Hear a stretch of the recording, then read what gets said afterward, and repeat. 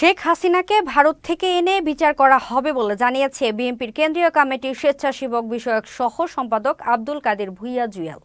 বৃহস্পতিবার বিকেলে নারায়ণপুর রাবেয়া মহাবিদ্যালয় ডিগ্রি কলেজ মাঠ প্রাঙ্গণে কৃষক সমাবেশের প্রধান অতিথির বক্তব্যে তিনি এসব কথা বলেন।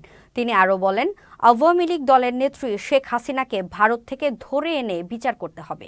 তাদের দোসররা যেখানেই থাকুক সকলকে আইনের আওতায় আনতে হবে।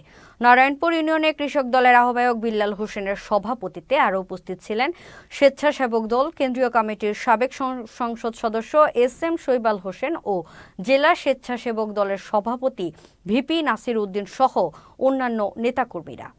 আমাদের বক্তব্য স্পষ্ট, যেই দল যে দলের নেত্রী বাংলাদেশের সাধারণ ছাত্র জনতার উপর গুলি করার নির্দেশ দেয়, বাংলাদেশের মানুষকে হত্যা করে নির্যাতন করে বাংলাদেশের ক্ষমতা আঁকড়ে রাখতে চেয়েছিল, সে বাংলাদেশকে পালিয়ে গেল, তাকে ধরে নিয়ে এসে বাংলাদেশের বাড়িতে বিচার করতে হবে।